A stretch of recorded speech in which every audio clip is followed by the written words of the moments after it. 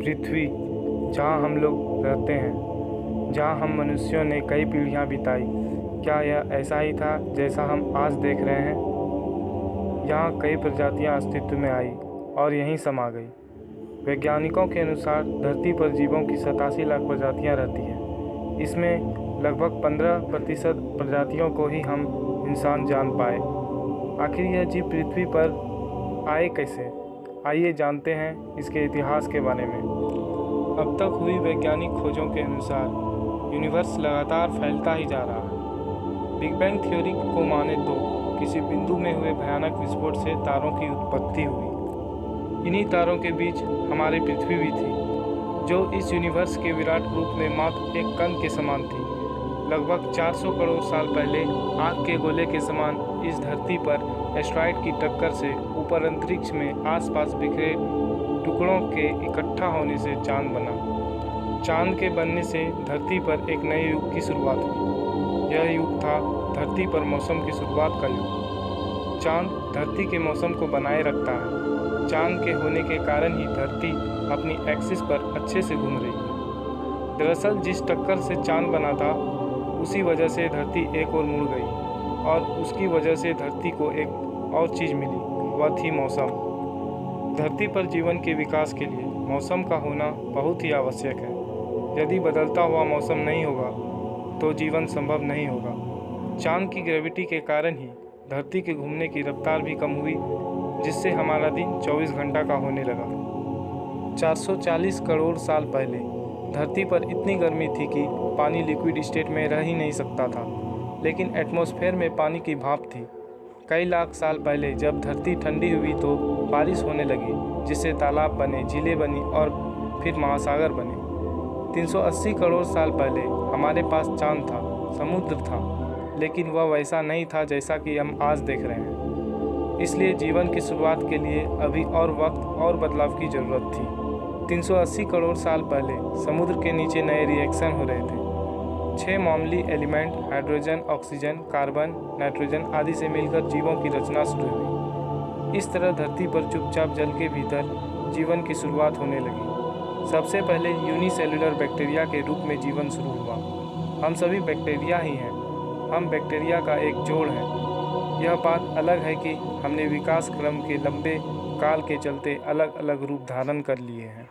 ये बैक्टीरिया कई सालों तक समुद्र में पनपते रहे और करीब 250 करोड़ साल पहले कुछ खास बैक्टीरिया ने महसूस किया कि एनर्जी का यूज जीने के लिए कैसे किया जाए। महसूस से हमारा मतलब है कि यदि आपको एक बंद कमरे में रख दें तो आपका ध्यान किस ओर जाएगा? यह जाहिर है कि आपका ध्यान सबसे पहले उस ओर जाएगा जिस ओर से हवा और प्रकाश आ रहे हैं। इसी तरह उन्होंने महसूस किया कि एनर्जी का यूज कैसे किया जाए। उनके इस प्रयास से ऑक्सीजन पैदा हुई और इस तरह ऑक्सीजन ने हमारी दुनिया में नई क्रांति की शुरुआत कर दी। ऑक्सीजन का होना हमारी लाइफ में फ्यूल के समान थी, जैसे किसी व्हीकल को चलने के लिए फ्यूल की आवश्यकता पड़ती है। इसी ऑक्सीजन के कारण लोहे में जंग लगने लगा। जंग लगा लोहा महासागरों के तल पर जमा होने लगा। करोड़ों वर्ष बाद यह जंग लगा लोहा का विशाल ढेर बाहर आया। यही ठोस चट्टानों का रूप लेने लगा। जब महासागरों में जंग लगने के लिए लोहा नहीं बचा तो ये बैक्टीरिया एक दूसरे काम में लग गए। उन्होंने इतनी ऑक्सीजन बनाई कि महासागर ऑक्सीजन से भर गया और यह ऑक्सीजन महासागर के ऊपर एटमॉस्फेयर में जाने लगा। पहली बार किसी बैक्टीरिया ने ऑक्सीजन के सहारे भी जीना सीख लिया। ऑक्सीजन के साथ ही एटमॉस्फेयर में ओजोन लेयर बनने लगी, जो हमें सूर्य के जानलेवा रेडिएशन से बचाती है। वैज्ञानिकों के अनुसार जब ऑक्सीजन की मात्रा बढ़ जाती है तो उसके प्रेशर से शेप, साइज और कॉम्प्लेक्सिटी भी बढ़ने लगती है। इसके चलते समुद्र में जीव और जानवरों के सबसे ज़्यादा एवं सबसे उन्नत समूह पैदा हुए। ऑक्सीजन के कारण धरती पर जल से निकलकर पौधे सबसे पहले आगे बढ़े। करीब 40 करोड़ साल पहले जीव भी आगे बढ़ने को तैयार हो गए। धरती पर फैलने के क्रम में सबसे पहले महासागरों से बाहर आए एम्फीबियंस। एम्फीबियंस से रेप्टाइल्स बने। रेप्टाइल्स का महासागरों से संपर्क टूटने के बाद वे धरती की दूसरी जगहों पर बसने लगे।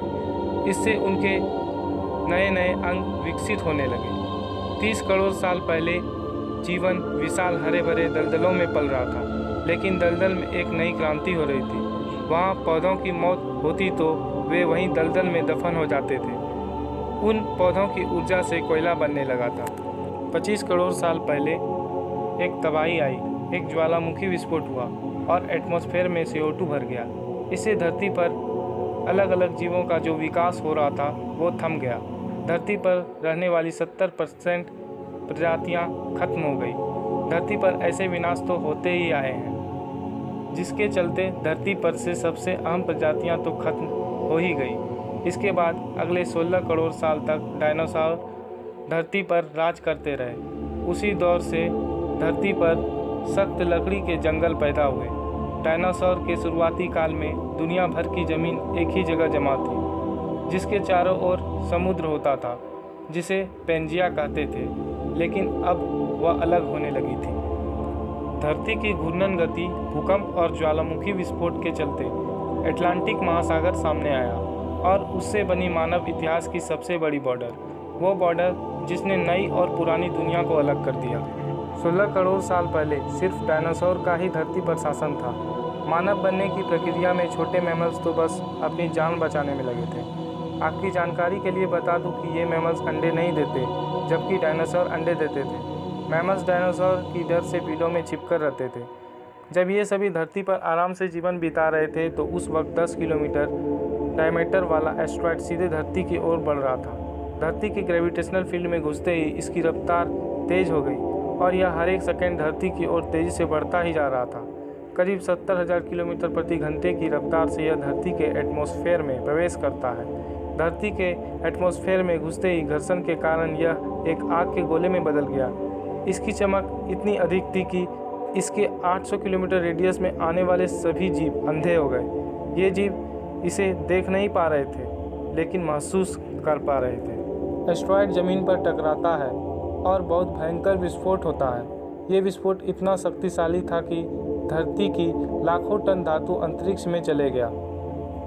विस्फोट वाली जगह पर बहुत बड़ा गड्ढा बन गया। इस गड्ढे का सारा मैटर धूल के बादल का निर्माण किया। इतने बड़े टक्कर से भूकंप की तरंगें धरती के कई किलोमीटर अंदर जा पहुंची, जिससे समुद्र में विशाल लहरों का निर्माण हुआ। इस विस्फोट की इतनी रेडिएशन थी कि डायनासोर की सारी प्रजाति खत्म हो गई और सिर्फ ज़मीन में रहने वाले मैमल्स ही बच पाए, जो आगे चलकर कई प्रजातियों में विकसित हुई, जिसमें से हम मानव भी इन्हीं से विकसित हुए।